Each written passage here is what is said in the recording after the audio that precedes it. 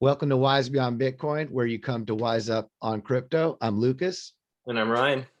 And we've got a special presentation. As you know, our background and our hobby and our passion has always been with economics and monetary study.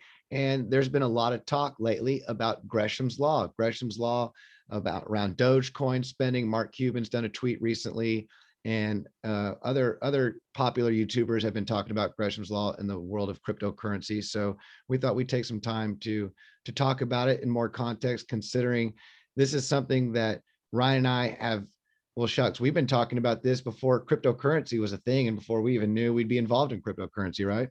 Yeah, that's a good point. I mean, when we were studying this idea, it was always in the rearview mirror. It applied to the distant past when gold and silver were money, and when there was a choice in currency, and money is traded against each other, and things like this.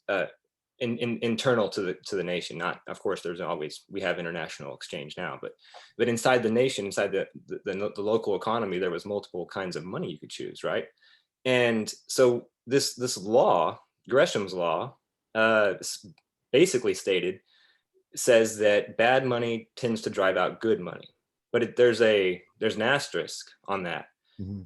It only works that way when you have these legal tender laws and price controls. So the legal tender laws dictate what can be money, and what can't. Everything else can't. So if it's not legal tender, then it's not allowed. And then the other part of this is the price control, which says if there's multiple monies, there's a one has to be worth so much, dictates the price of one in terms of the other, fixes it. So there's no market there. It's just whatever the fixed price is what it is. And Gresham's Law works when those two things are in operation. And so when we were looking at this, as you're saying, we were studying from a historical perspective.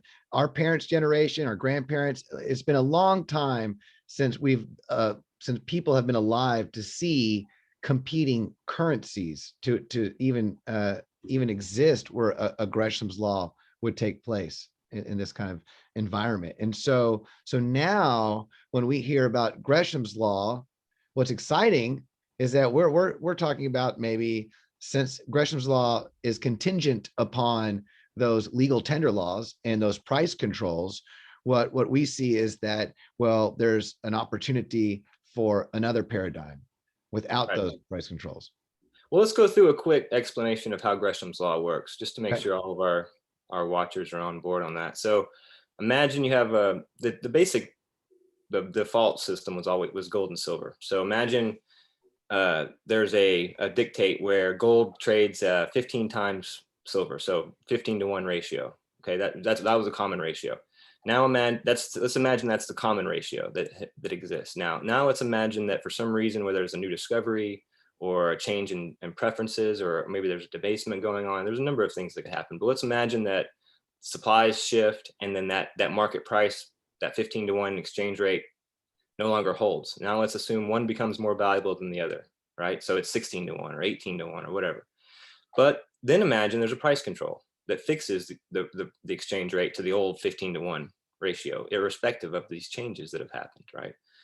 And what happens is that one of these monies becomes overvalued, the other one becomes undervalued, and the undervalued one falls out of supply. Falls out of circulation. You don't spend it, you hoard it, because it doesn't acquire its true worth on the market. You think it's worth X number of units of silver, but it's really only fetching some amount less than this. So you anticipate that to change in the future. Maybe the price control will break, and you think, well, I'm just going to hold this and hoard it until maybe in the future when I can spend. And then by the inverse is the other money is overvalued, right? It can buy more than what its market rate says it should be able to buy, and you're able to acquire more resources by spending it. And you think that's temporary. It's only going to last as long as the price control lasts. So you spend it now, and it circulates. So the good money or the undervalued money will go into hoards, and then the bad money, the one that's overvalued, Everyone wants to get rid of. They're spending it. Everybody wants to get rid of it. Yes. Which is that same concept. So recently, So Mark Cuban, Dogecoin has become popular again in cryptocurrency, the meme coin, joke coin, because of its inflation. And however, it's become popular. And Mark Cuban said, well, heck, if people are, if it's popular and people want to use it and spend it, I'll give them a place to spend it. And the Dallas Mavericks opened up selling tickets, I guess, and maybe other merchandise with Dogecoin. And they've done really well. He said he's sold more in Dogecoin. Let's see. The Dallas Mavericks have done more than 20,000 in Dogecoin transactions, making us the largest Dogecoin merchant in the world. We thank all of you and can only say that if we sell another 6.5 billion Dogecoin worth of Mavs merch, it will definitely hit $1. So he made a comment. I can't find it right now about Gresham's law being in effect, but what we're seeing now in the world of cryptocurrency, people would say that Dogecoin does not have the same value as Bitcoin. Right. And yet people haven't been spending Bitcoin. So he's right. His astute observation is right in this a world of competing currencies, that people would hold on to their Bitcoin. And if people are accepting Dogecoin, that they would spend the Dogecoin. And I guess, as we were talking about earlier, this also shows that as inflationary as Dogecoin is, or the dollar, people are still hoarding the People are dollar. still holding the dollar. Yeah. Right. Yeah. And it's ironic that shows you Dogecoin's tokenomics, right? It still isn't surpassed that. It's still the shit coin. It's the Dogecoin's like, despite what you may think, people are still would rather spend Dogecoin than dollars. They're like, oh, okay, yeah, I'd be happy to put my Dogecoin here. So that kind of brings up, this is a good segue into the other idea, the inverse of Gresham's law that we like to talk about, Gresham's law. Oh yeah, let's bring that up. Yeah, and you have a little explanation of that, but essentially what it is in the absence of price controls and legal tender laws, when you have actual markets for money, the opposite of Gresham's law will play out, and good money will drive out bad. And then there's an asterisk, of course. Of course. And it's not an opposition to Gresham's law. Gresham's law applies, and it's fitting and it works. But as you mentioned, Gresham's law requires legal tender laws. It requires people to be told what money to use and what value, par value, to accept that money for. And so when we're living in a world where technology is allowing for currency to grow and to be used that is not under anyone's control, and it operates on transparency and it's decentralized, well, now we're not talking about a currency that has price controls or legal tender laws. And in that framework, if you remove legal tender laws and if you remove price controls, what we would like to share, and the whole point of the Gresham's law, we just changed one letter. It's an homage to Gresham's law, and it's in connection because they are definitely absolutely related. But as you were saying, good money drives out bad money. When you allow for free exchange, and when you don't mandate through legal tender laws, and you don't create price controls, people will choose to accept the money that is of more value. So you wouldn't be able to pawn off something that was worthless to someone if they weren't forced to accept it at a higher value. And as you were mentioning before, Ryan, it doesn't necessarily mean that this would drive out bad money. What this could also do is allow for like an exchange rate to happen, where you find different monies discounted depending upon how bad or how good they are. How good they were. Absolutely. Right. So I guess Gresham's law is the monetary principle that good money drives out bad money in a society that allows free choice and promotes transparency. For example, without legal tender laws and price controls mandating a debased currency be accepted for an arbitrary value, people would require good money for their settlement and exchanges, thereby driving out bad money naturally. So that's our and another thing I just thought about, it could be the fact that a bad money would trade at a discount, like you're saying, but consider that people who hold that kind of money would then find that they'd have to spend more to acquire what they need than if they held another kind of money. Maybe they have to work more. Maybe it costs them more labor hours to acquire their food or to pay their bills. So even if it wasn't driven out immediately, I think that the network effect of people leaving one network and going to the other would kind of lead towards it would, the market might settle on a few, few monies that are pretty close to each other in their value in terms of quality, and then the ones that are truly are bad in the sense of being a deeply discounted, I could see those just getting driven, like it says, driven out of the market. But it would be more of a long-term effect instead of something that would hold at any one point in time. Yeah, like you said, it would deal with community and network effects. So it would happen over time as people just started to recognize which currency was just offering them more utility and more value.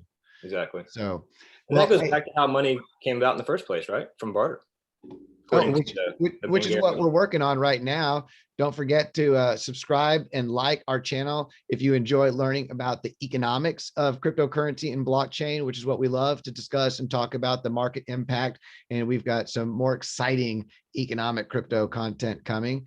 And of course, here is our cool little YouTube page. We've got our wisebeyondbitcoin.com website is in the works. We also came across, if you want to take this to this Gresham's Law, and to blow your mind on a whole new level, if you think you've got it understood.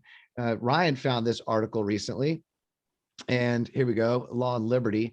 And it's actually not that old. It's only a couple years old, this article. And it talks about the Gresham's Law of Law. What do you want to say about bad law drives out good law? Yeah, I mean, I think that is, it's definitely an idea that problematic lawmaking will drive out legitimate lawmaking. I think we can see some of this with the advent of asset forfeiture laws and in the wake of the war on drugs, and how that has become, I believe, if I read the statistics lately or correctly, that the government seizes more money every year in bad law through the asset forfeiture laws, not including the other bad laws, but just that one, more money seized than all of the private theft committed by criminals. It's a greater sum. So there you go. It's not surprising when you look at the amount of resources that are at their disposal. Yeah, absolutely. Right. So, but I guess what I would say is that while this applies, what it also means is that lurking in the background, you have the same jurisdictional or monopolistic tendencies. So in order for Gresham's Law to apply to money, you have to have price controls and you have to have legal tender laws, jurisdiction. So for Gresham's Law to apply to law, again, what we're looking at is a sort of a price control or jurisdictional monopoly on right. providing law. And that's where you see these issues. So yeah, it'd be really neat to see blockchain technology and smart contracts offering choice and an option in the world of jurisdiction and law, as well as we're seeing innovations in money. So, so many exciting things are going on in blockchain and crypto. And of course, our bias, everyone has their bias. Our bias is we like to promote and study technologies that promote ethics and equality and harmonious solutions.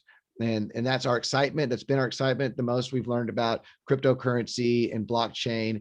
And there are a lot of different cryptos out there, and they are not all working to do the same thing. So it's great to take the time to do your research and do your due diligence. We don't offer any financial advice. We just share what we understand and what we love in hopes to make the world a better place.